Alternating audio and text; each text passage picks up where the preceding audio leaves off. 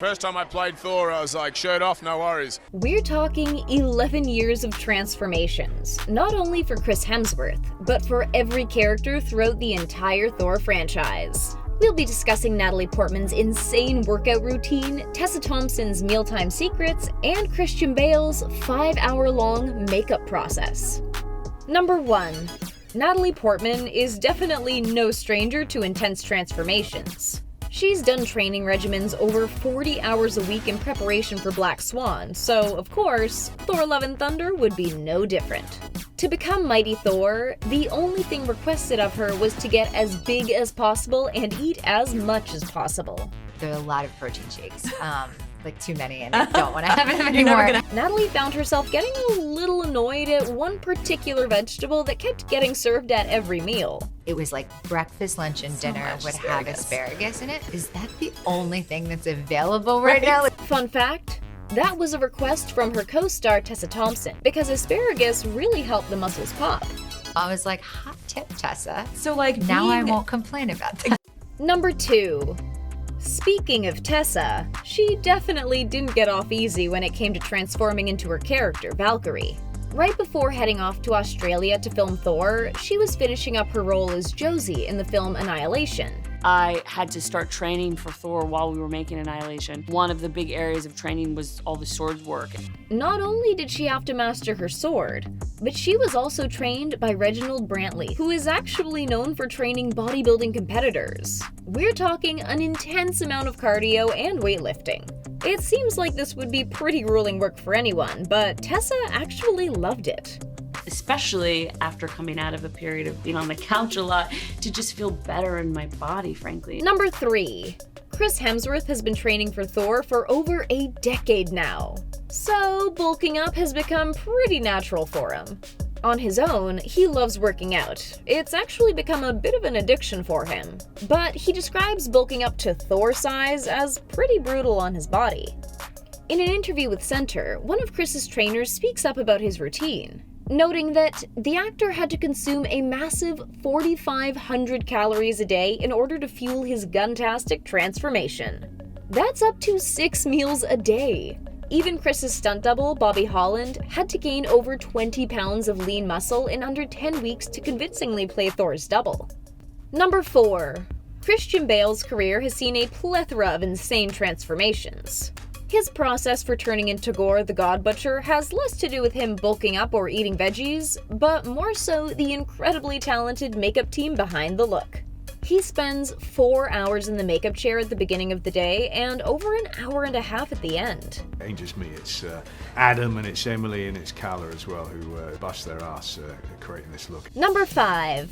Taika Waititi had a similar experience turning into Korg.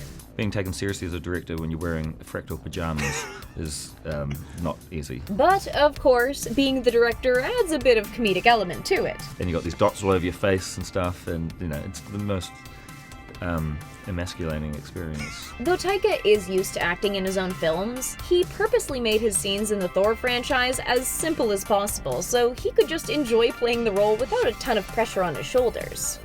Number 6. Legendary Russell Crowe has been hilariously known for doing little to no prep for his roles. I did no preparation whatsoever. I researched absolutely nothing. But for Thor Love and Thunder, he did have to do a bit of accent work.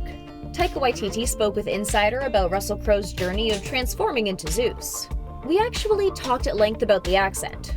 We wondered if someone did a Greek accent of a Greek god, is it going to be a farce? Will it be too silly?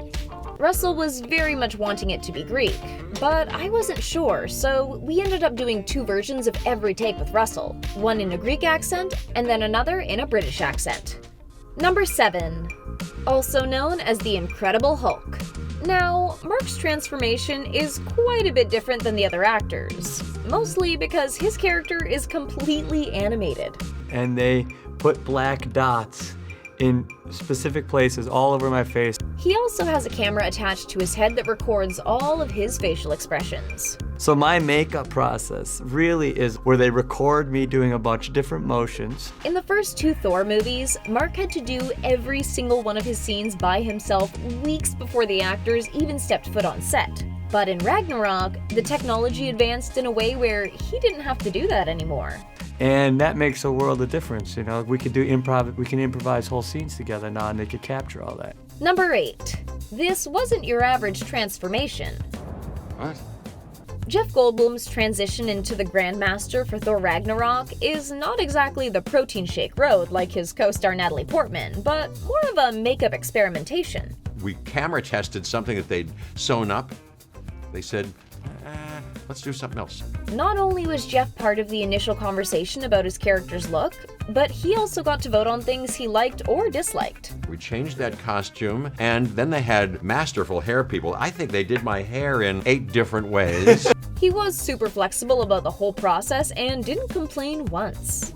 Let's give it a try. I love it. This is my favorite part. Let's see it on camera. Number 9. Did you know Tom Hiddleston originally auditioned for Thor? Though everyone thought he would be better suited for Loki, it didn't spare him the hours of intense training the rest of the cast is pretty familiar with. So he said, Chris and Tom, go and train together. There's some tree trunks in the garden for firewood. That unique training regimen involved lifting tree trunks together. Needless to say, Chris Hemsworth and Tom Hiddleston became fast friends. Number 10. We obviously can't talk about Loki without bringing up Matt Damon. Now, if your kids are looking at you right now like, that's not Tom Hiddleston, just tell them I was Loki in the 90s, before it was cool. Loki has had quite the transformation throughout the MCU. Matt Damon spoke on the Jess Cage show about Taika Waititi's comic decision of bringing in Matt Damon. We were kind of reprising a cameo that Luke Hemsworth and I did in the last one. Apparently, Taika asked Luke and Matt to kind of run that joke back and upgrade it a little bit. And that they did. Number 11. Like Christian Bale, we've got another master of transformations here.